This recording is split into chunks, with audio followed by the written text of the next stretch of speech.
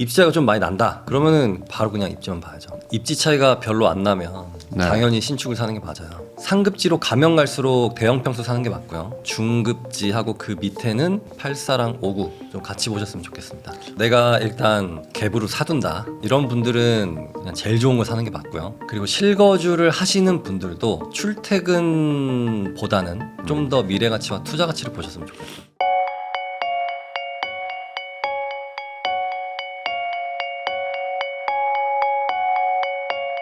송희우 작가님하고 이야기 나누고 있는데요. 그러면 이제 좀 지역이나 좀 단지 이런 것들 얘기를 하면 좋을 것 같은데요. 우선은 지금 신축 선호도는 계속 되고 있는데 신축은 또 얼마 지나면 또 구축이 되거든요.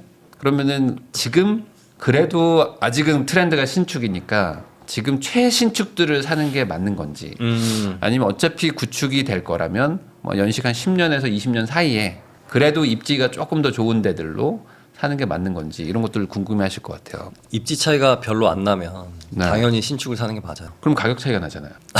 근데 입지가 살짝 더 좋고 살짝 더 떨어지는데 얘가 신축이고 얘는 완전 구축이다. 그러면은 신축 사는 게 맞다고 생각하는데 입지 차이가 좀 많이 난다. 그러면은 그런 거 볼 필요 없이 바로 그냥 입지만 봐야죠. 입지 차이가 많이 난다면 그러면은 신축 트렌드는 그 입지를 이길 수는 없다. 그렇죠. 입지를 이기기는 어렵다. 뭐 극단적으로 보면은 이제 판문점 근처의 신축과 그리고 여기 뭐 서초동 근처의 구축 가격 차이가 많이 나잖아요. 그 정도는 이해하실 것 같은데 애매할 때잖아요. 애매할 때 지하철 한 4정거장 차이인데 연식이 조금 차이가 나요. 막 이런 것들. 근데 만약에 그 구축이 지하 주차장도 있고 엘리베이터가 연결되어 있고 커뮤니티 없더라도 이 정도면은 그게 더 날 수도 있겠으나 막 이중 주차에다가 막 주차 대수가 세대당 1대, 1대 이런 거 있거든요. 이런 것도 되게 불편할 수 있어요. 그런 것들은 어떻게 보면은 더 신축이 더 날 수도 있죠. 아무래도 그 전세가 유리라든지 그리고 사람들의 어떤 신축 선호 현상 이런 게 겹쳐서. 그럼 오늘의 결론은 지하 주차장이네. 지하 주차장이 있으면 괜찮다. 네, 지하 주차장이 있는데 엘리베이터랑 연결돼서 직결돼 있으면은 괜찮다. 그 정도까지는 그 정도인 데서 최대한 입지 좋은 데로 가라. 맞아요. 그 정도.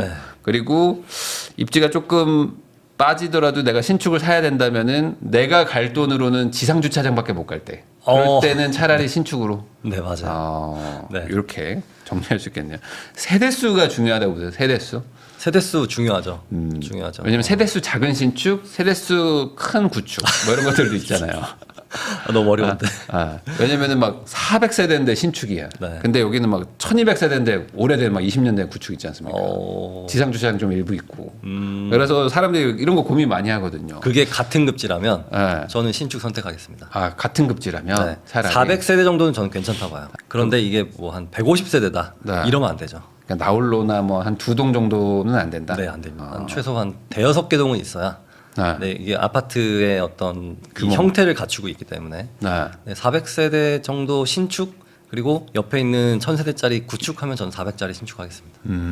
금액이 뭐 같다는 전제하에. 그러면 아예 큰 단지들 있잖아요. 뭐 1000세대, 막 2000세대, 막 5000세대 이런 것들. 그런 초대형 단지들은 더 메리트가 있다고 봐야 되나요? 아니면 1000세대, 1500세대 넘으면 뭐 비슷하다 뭐 이렇게 봐야 될까? 어떻게 보세요? 저는 비슷하다고 생각해요. 이게 어떤 의미에서? 일단 뭐 한 1000세대가 넘어가기 시작하면 나는 그 단지를 거의 한쪽만 가요.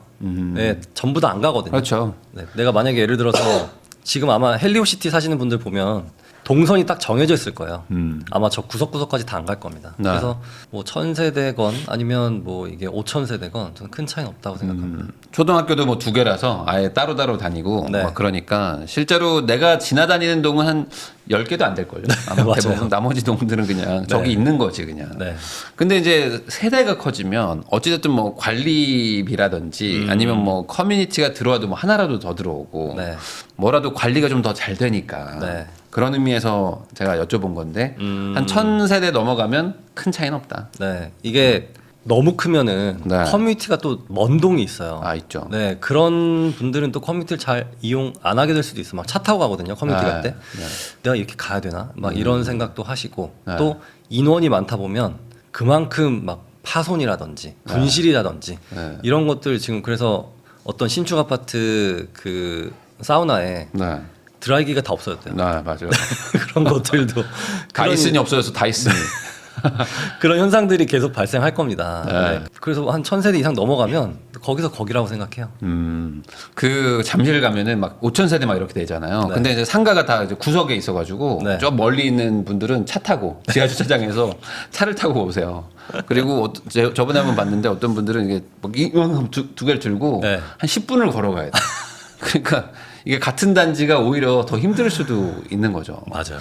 물론 이제 배치가 잘 돼 있으면 상관없겠지만 네. 그래서 한 1000세대 좀 넘어가면은 크게 막 스트레스 받으실 필요는 없다 정도로 보면 되겠네요. 근데 이런 건 있지 않습니까? 이 1000세대가 문제가 없지만 주변에 있는 단지들 다 합쳐가지고는 좀 아파트가 좀 밀집돼 있는 동네가 좋지 않을까요? 그래도 그렇죠. 아파트가 밀집되어 있는 게 어떻게 보면 흔히 말하는 균질성이라고 말하기도 하고 어떤 쾌적성. 네. 아무래도 약간 빌라 같은 경우는 그 노후도가 빠르기 때문에 네. 상가들이 들어와 있으면은 건물 자체가 되게 낡아 보여요. 아파트 네. 옆에 있으면. 네. 그래서 뭔가 이렇게 보기에도 그렇게 쾌적하지가 않죠. 네. 그리고 또 근생 주택이라든지 이런 빌라 사이사이 골목들은 또 밤에 좀 음침하거든요. 네. 그게 또 좋지 않은 역할을 합니다. 그냥 가능하면 아파트가 좀 모여 있는 네. 그런 동네들이 그래도 좀 낫다. 네, 훨씬 더 좋겠습니다. 그러면은 아파트 모여 있는 동네에 한 400세대 정도여도 나쁜 건 아니다. 그렇죠. 왜냐면 잠원이나 이런 데 가면 사실 네. 작은 단지들도 좀 있는데 네, 그 같이 가거든요, 가격대가. 맞아요, 그래도. 같이 가요. 그러니까 결국에는 세대수라기보다는 주변 동네 전체적인 아파트 세대수. 네, 맞아요. 네, 그것도 되게 중요하고 그런데 그런 막 이렇게 밀집 지역에 한두 동짜리다. 네. 이건 또 안 되나요? 그건 안 되고. 네, 이건 또 안 됩니다. 한두 동은 안 돼. 한두 동 안 돼요. 네, 최소한 그래도 몇 동은 돼야. 네, 한 5개 동은 있어야 돼요. 5개 정도. 알겠습니다. 그러면 지금 집을 사려고 하시는 분들 입장에서는 사실 이 영상만 보면 다 각자 입장이 다르기 때문에 뭐 금액대로 좀 어느 정도 얘기를 하면 좋을 것 같은데 지금 예를 들어 한 6억대, 7억대, 뭐 8억대 이 정도 그 정책 자금 받아가지고 살 수 있는 집들은 지금 분위기가 어떻다고 보세요? 저는 지금 되게 그쪽은 많이 안 올랐어요. 네, 근데 그쪽으로 퍼질 수도 있다고 생각하거든요. 네. 네, 그 저는 지금 좋은 타임이라고 봅니다. 퍼지는 어떤 계기나 이유는 뭘까요? 지금 뭐 동작, 강동, 네. 뭐 마용성은 이미 많이 올랐고요. 동작, 강동도 이미 많이 올랐고, 그다음 동대문구, 양천구도 많이 오른 상태. 그 다음 급지인 그 경기도 쪽에 있는 인덕원, 네. 그리고 구성남, 또 광명, 그다음에 또 하남 이쪽까지 여기가 지금 부글부글 하고 있거든요. 네. 그렇게 되면은 그 살짝 밑에 있는 뭐 수지구청이라든지 네. 그쪽들이 또 자극을 받을 것 같아요. 그럼 생각보다 빠르게 경기권까지 좀 퍼질 것 같다라고 네. 보시는 거예요. 네. 그러면 지금 작가님은 그 이번 어떤 상승이 경기도권까지 좀 빠르게 퍼진다. 한마디로 약간 좀 그 정도까지 퍼지면 약간 대세 상승도 개념되는 거 아니에요? 근데 그런 지역들은 네. 이미 살짝 저점 대비 반등을 한 곳들이에요. 그냥 거기서 살짝 더 탄력을 받을 뿐이지 네. 정말 평상시에도 오르기 힘든 곳들이 있거든요. 네. 정말 먼 곳들. 네, 네, 네. 그런 곳들은 가기 힘들 거라고 봐요. 네, 거기는 오히려 지금 계속 떨어지고 있죠. 그러니까 이제 뭐 경기도권 안에서도 양극화가 이제 본격적으로 더 일어난다. 네. 이렇게 봐야 되는 거네요. 네. 그러면은 지금 아마 듣고 계신 분들이 현실적으로 한 6에서 9억대들 많이 보실 거예요. 이 네. 금액대가. 그런데 거기는 올해는 좀 그래도 살만하고 네. 그러면은 산다면은 뭐 상반기나 아니면 최대한 빨리 사야 되는 게 좀 맞다고 보세요. 네, 그 맞아요. 가격대는. 저는 오히려 지금 뭐 마포나 뭐 그런 강동이나 동작 그렇게 많이 선호되는 곳들 있잖아요. 네. 그런 곳들은 제가 당장 사세요라고 약간 조심스러워요. 네, 너무 많이 올랐고 오히려 반포나 그런 뭐 대치 이쪽은 오히려 편합니다. 네. 거기는 항상 그냥 신고가기 때문에 네. 그냥 여기는 그냥 아무 때나 사셔도 됩니다라고 말할 수 있지만 오히려 그 바로 밑에 끝인 동작 또 목동 뭐 마포 성동 이런 쪽은 약간 조심스럽긴 해요. 그렇지만 그 아직 여파가 가지 않은 한 6억대 9억대는 지금 뭐 충분히 괜찮다고 봐요.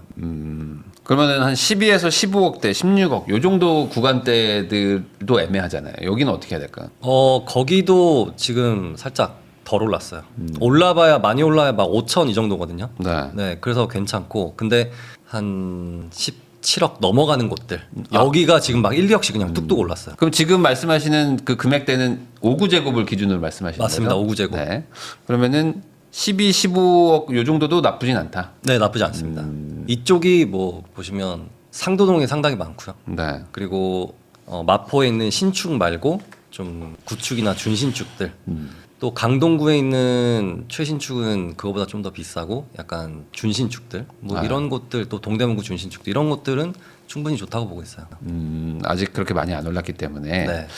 그러면은 지금 5구로 얘기를 해주셨는데 앞으로 서울이나 뭐 서울 수도권 인근의 그 좀 핵심 지역들은 이제 5구 타입을 기준으로 보는 게 맞을까요? 저 5구랑 84랑 같이 보면 좋을 것 같아요. 근데 금액 차이들이 좀 나는 것도 있고 또 많이 붙어 있는 곳들도 있고 뭐 그러거든요. 맞아요. 그래서 아니 여기다 1억 5천 더 주면 33평이 나오는데 25평이 이 가격이야 이럴 때도 있어요. 맞아요. 네. 네. 그런 곳들은 84 사는 게 맞죠.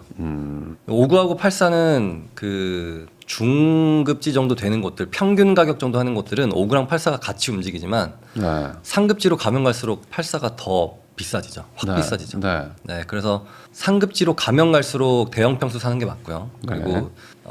중급지하고 그 밑에는 84랑 5구 좀 같이 보셨으면 좋겠습니다.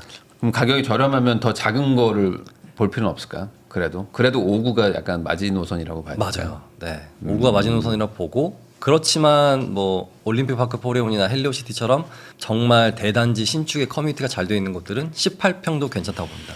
그런데 14평, 네. 12평, 9평 이런 것들도 있거든요. 원룸 비슷하게 생긴. 네, 여기는 좀 아닌 것 같아요. 네, 최소 18평까지를 네. 보고 있어요. 그 기준은 뭘까? 그렇게 18평이 마지노선이 기준. 18평은 2명까지 살 수 있습니다. 근데 신혼부부는 살 수 있다. 네, 근데 막 14평 돼 버리면 네. 제가 이렇게 누우면은 이게 팔이 닿아요. 아. 네, 그래서 안 됩니다. 좀 그 사실상 혼자 사는 집이기 때문에 네, 네. 아파트로서 기능을 좀 잘 못할 수 있다. 네, 그렇죠. 9평짜리들도 막 짓거든요. 요즘에 아파트에. 되게 많아요. 네, 특히 대학교가 많이 지어진 곳들 그 주변에 네. 막 이문동 쪽에 여기 뭐 또 그쪽에 맞아. 많거든요. 네. 이런 것도 좀 주의하셔야죠. 그런 거는 현실적으로 아파트라기보다는 약간 뭐 오피스텔급처럼 근데 네. 커뮤니티가 좋은 오피스텔 뭐 네. 이런 정도기 때문에 좀 약간 상품성이 좀 달라지는 것 같다는 생각도 좀 듭니다. 네, 그리고 이 집을 살 때는 이 부부가 돈을 합쳐서 네. 그리고 양가 부모님 좀 도움 받을 수 있으면 받아서 이렇게 내 집 마련하는 경우가 많은데 9평 같은 경우는 그냥 혼자 사는 거거든요. 네. 네, 그래서 별로 이게 그 2명이 사는 안 맞죠. 것과는 이게 완전 다릅니다. 그리고 그런 경우에 부모님이 이제 그걸 반대하기 때문에 그걸 사지 말라고 하기 때문에 네. 사실 수요가 많이 제한되죠. 네. 그냥 돈 많은 미혼인 남자 여자가 그냥 턱하고 사면 모를까. 네. 일반적인 그 부부들은 잘 안 사는 잘안 병이 되니까 사죠. 네. 그거는 좀 차이가 있다는 걸 꼭 기억을 해주시면 좋겠다 이렇게 볼 수 있겠네요. 그러면은 내가 결국에 집을 사려고 하면 사실 쉽게 생각하면 되게 쉬운 건데 어렵게 생각하면 끝도 없는 게 이 집 고르는 거잖아요. 특히 네. 동네랑 단지 고르면 너무 힘든데 나한테 맞는 지역과 집을 찾는 어떤 방법과 기준 뭐 가장 중요한 거 뭐 한두 개만 좀 알려주시면 좋을 것 같습니다. 내가 일단 갭으로 사둔다. 네. 이런 분들은 출퇴근 시간 따지지 말고 그냥 제일 좋은 거 사는 게 맞고요. 네. 내가 가진 것 중에 제일 좋은 거 사는 게 맞고 그리고 실거주를 하시는 분들도 출퇴근보다는 좀 더 미래 가치와 투자 가치를 보셨으면 좋겠다. 출퇴근 좀 멀어도 돼요. 네. 2시간 됐나요? 2시간 편도? 편도 2시간은 너무 멀고 왕복 2시간 정도? 왕복 2시간 3시간? 괜찮아. 왕복 3시간 너무 멀고 네. 저는 괜찮은데 네.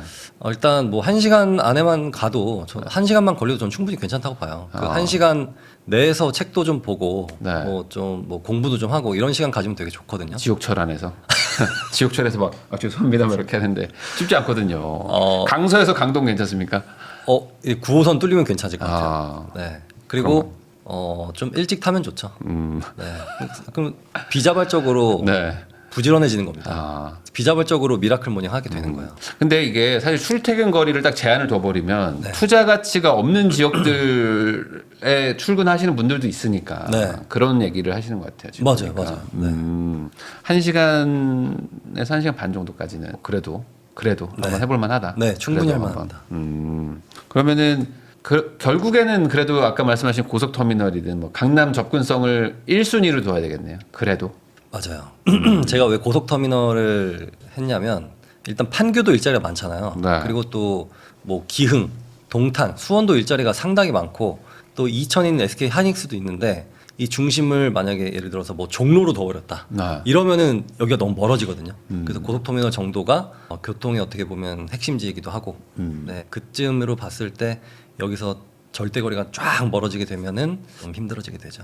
이게 생각보다 경기도나 이제 뭐 충북이나 충남에 계신 분들하고도 얘기를 해보면은 이 서울이 생각보다 지도로 이렇게 조그마잖아요. 네. 그러다 보니 이 서울 안에서 이렇게 대충 이렇게 네이버 지도로 거리를 재가지고 가깝나 보다 하는데 종로에서 강남까지 상당히 오래 맞아요. 걸리고 맞아요. 네. 길도 많이 막히고 이런 네. 거잖아요. 그러니까 절대거리라기보다는 그 시간의 거리를 따져야 될까요? 시간의 거리? 시간 거리도 중요하긴 한데 네. 그 예를 들면 우리가 뭐 저기 북쪽에 있는 예를 들면 양주라고 해볼게요. 네. 양주에서 GTX 타고 뭐 중심부까지 한 2, 30분이면 오거든요. 네. 근데 마포에서 이 또 강남 갈 때 또 한 3, 40분 걸려요. 그렇다고 해서 우리가 양주가 더 좋다. 이렇게 말하기는 좀 어렵죠. 네, 네, 네. 그래서 물리적인 거리 이것도 한번 같이 보셨으면 합니다. 그냥 가장 좋은 건 그냥 가까이 지도상 가까이 있는 게 제일 좋고 네. 안 되면 이제 시간상 뭐 교통 편의성을 따져서 하지만 네. 그래도 GTX를 뭐 타느니 뭐 차라리 그냥 버스로 왔다 갔다 하는 똑같은 20분이면 그게 더 좋은 네. 거니까 네. 그냥 절대적 거리도 중요하다 네. 이렇게 말씀해 주신 것 같아요.